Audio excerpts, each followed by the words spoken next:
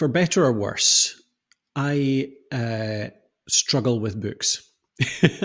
I love reading. I'm a big fiction reader, but when it comes to nonfiction, I don't think I've ever found myself a great reading process whereby I actually take in and action the stuff that I read. I think I'll read books and I'll take one or two things as I'm skimming through it, and I'll maybe put one or two of them into action at the time, but even 6 months later, I'll struggle to remember what's in a book.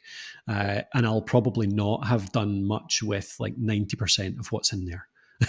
Does Yeah. that resonate, or am I just a bit crap with books? No, it totally does. It totally does. I am super guilty of skipping a lot of nonfiction books as well, just because a lot of them it's just fluff, and There's so the much fluff. middle of it is just Yeah. like it's like trying to set up. This is why you should listen to me, and this is why this is the right way to do this, and this is the right way to think about this, Yep. and here's what you should actually do. It's like Yeah. get me to that quicker. I've bought this book for a solution, so I don't think it's all your fault. Yes. Good. Good. I'm glad. Well, what I've been doing recently is to use AI for this. So I've been using Claude a lot with the projects. I think the Claude projects approach, which actually I think you told me about initially, Mm-hmm. has On been the really pod, no useful for me. less. Yeah, cool. To build essentially your own custom GPTs for all sorts of purposes. And one of them is simply taking a book that I own and I've got a PDF of and uploading it to GPT to start parsing that book. And I found this so useful. So I've got an example I can talk you through. So Yeah, I've please. been looking at much more YouTube recently. So like up to date sort of strategies around how to grow a YouTube channel, all that kind of stuff. And I've bought a couple of books on this, and I got a PDF with one of them. So I've uploaded that to to Claude, to a project, and started working with that. I find that um, you'll have come across the likes of Blinkist and Oh that yeah, do book summaries, yeah. yeah. And I have used Blinkist to good effect in the past, but I've often found when I find a good book and I read the Blinkist summary and it does give me the top level, and you can get a bit from that, but there's parts of it I want to dig down into. And part of the fluff I find in books is the stories, the examples, all of the stuff that goes around it, the case studies, all of that kind of thing. Um, that's what makes a book very time consuming to read and skim through. But actually, when you find a part you want to use, suddenly those stories and case studies become really useful. That's it. Yeah, yeah, yeah. And you go back to like reference them for more Yeah, kind of more detail and exactly. background. Yeah, Yeah. yeah. So the Blinkist approach is great to start with, but actually at points you want to start digging into really how do I implement this? Like I get Mhm. the concept that you're describing in summary in Blinkist, but really I need the book now to dig into the case studies and the detail. And I find that's what Claude's really good at.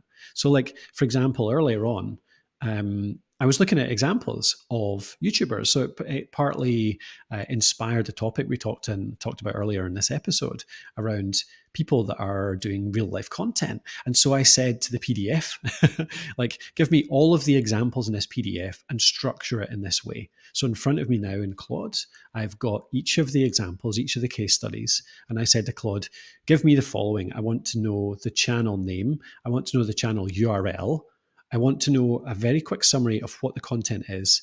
I want what their unique take is on the content. So I want to know how they have taken that topic and made it unique. And then I want to know learnables from that video. And so for every case study that's in this book, Claude has summarized those specifics for That's me really cool. based on that very specific prompt. And so in front of me now, I've got a list of 4 or 5 of the case studies, even more actually. I think there's about 10 in here somewhere.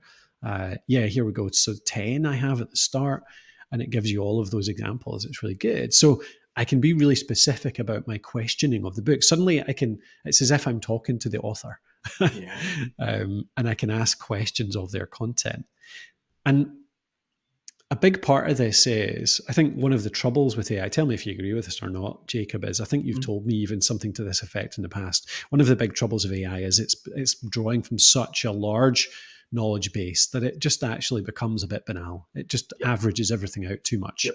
So it feels like narrowing it down to one book, one opinion, presuming you trust that person, that author, then suddenly it becomes much more actionable. Is that what you find? Yeah, 100%. It's the quality of the input, and it the If you ask it, like, what's one of the books as an example?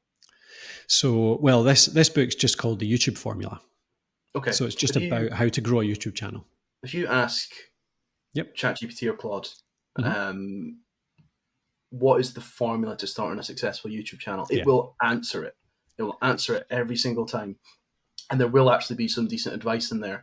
But like you say, it is reading every not reading, but it is pulling from every crap article that was ever written, every derivative guide to starting a YouTube channel, and that's all making it in there. But if you give it not just a question, but you actually give it the material Yeah. that you want it to source the answer from, Yeah. the output is much better. That works for this is I've never really tried it in the way that you are, and I'm actually really interested to do it because I've got a few books that I can think of I'd like to do it with. Yeah. But it Yeah. works really well for writing as well, and that is how I've been using it. I've certainly found that to be true. Yeah. If you give it the material that you want it to work with, rather than asking it to just think it based on its training, Hmm. the quality of the output is much better. Hmm. Yeah. Cool. Yeah. Here's a couple of examples. So here we go into. Let me show you on screen. So I'm typing in like, give me give me a top three growth tactics for an educational channel based on this book. So I can be really specific about the type of channel as well. It comes out with, so number one, optimize your content for retention and engagement, create compelling hooks in the first 15 seconds, use pattern interrupts throughout the video. Then you go on to develop a strategic video buckets content plan, group your videos into related categories or buckets, create data relationships between videos in the same bucket, collaborate with other creators in your niche. So it's come up with some really specific examples taken from that book based Yeah. on my question. I can start to dig into this. So what are, video buckets? What does that actually mean? And it'll give me a nice, concise summary of that based on the book. So it's almost like, yes, I could pick up the book and I could ask this question of the book itself. I could skim around. I could look at the chapter titles. I could find this information in here, but now I don't need to because I can literally just talk to it and Yeah. use it as. And here it's given me a really good summary of what video buckets are: definition, purpose, benefits, how to implement. I wonder if I put in, so our topic is how to create a creator business. How would this apply to us? So one of the things I wonder about, and I'm going to develop in this, is you can obviously, with a Claude project, you can give it really clear project instructions. So I want to make sure I put in those instructions, like, please only draw from the book, because I don't want it to go outside the book. But then what do you think in terms of, do I want it? Maybe I do want it to bring in outside influences in some cases. Would that make sense, or would that start to dilute the content, I wonder? So the thing to keep in mind is that even if you tell it just stick to the book, the Mm-hmm. second you ask a question that's not answered by the book is going to go to that training data. So you kind of want to account for that. And one thing that I like doing to get around that is ask it to warn you when something isn't included in the book. Because then it is aware in every conversation that you have of what's in the book and what's not.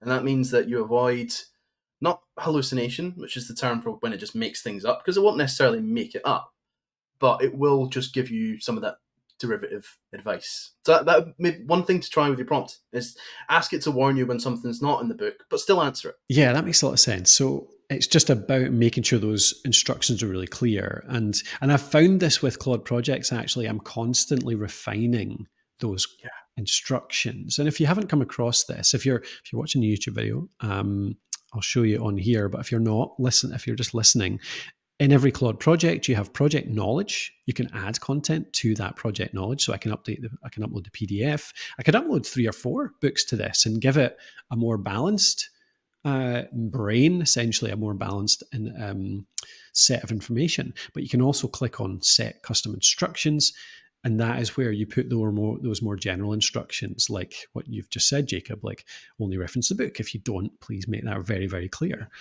And how to answer as well. And I'm constantly, when I'm working with these projects, I'm constantly updating these custom instructions over time to Mm. make it better and better, I find. Yeah. The thing to know about those custom instructions as well is that Yep. Claude is trained to listen to those instructions over any other.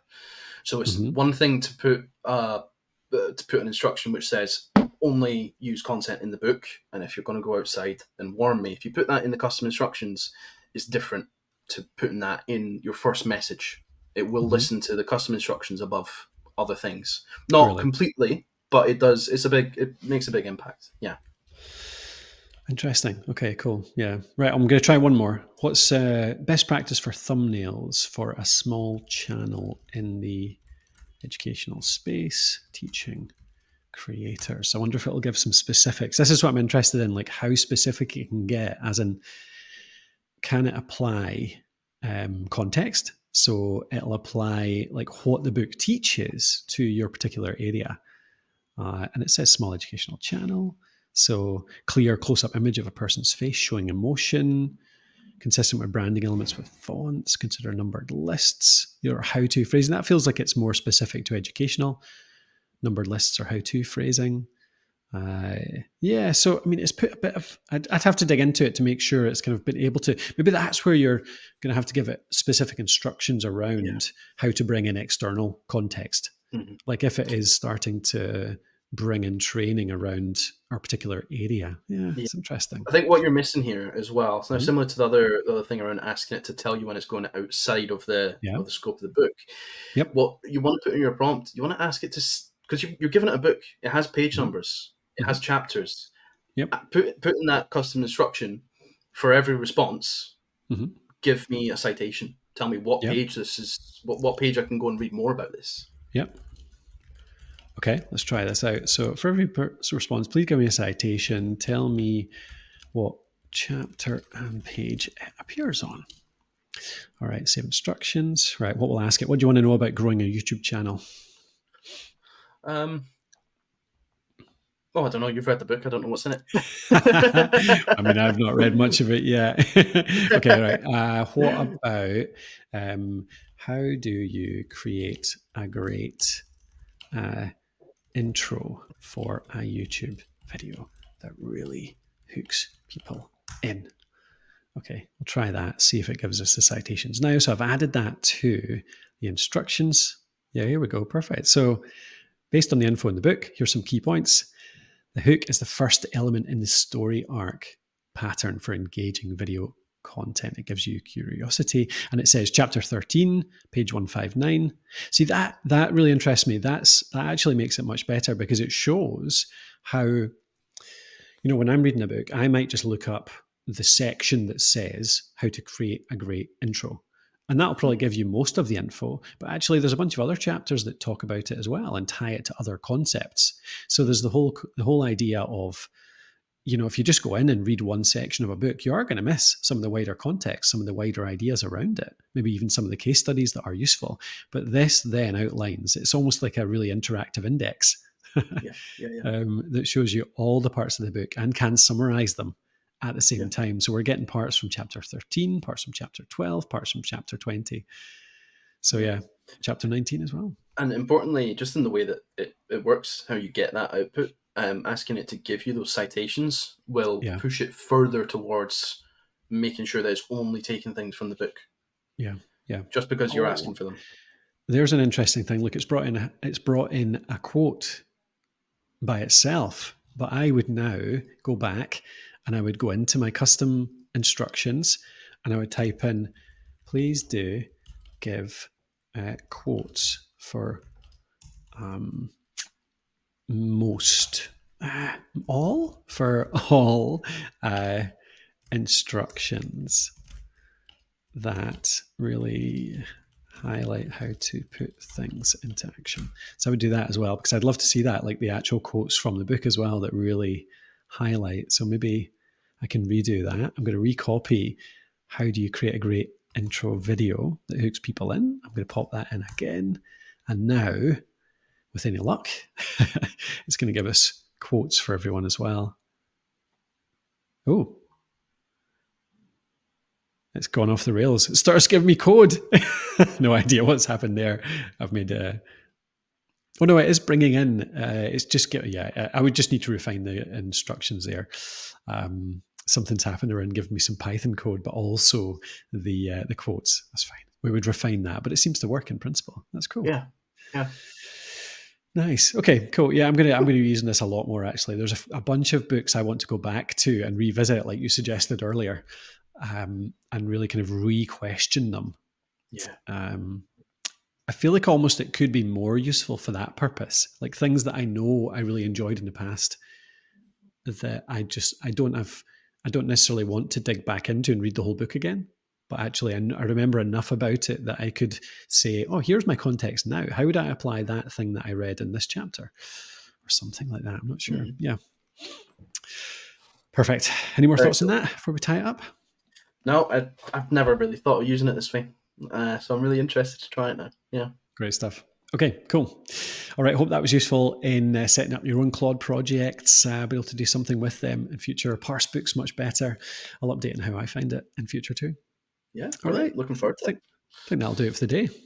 Sweet. That was good.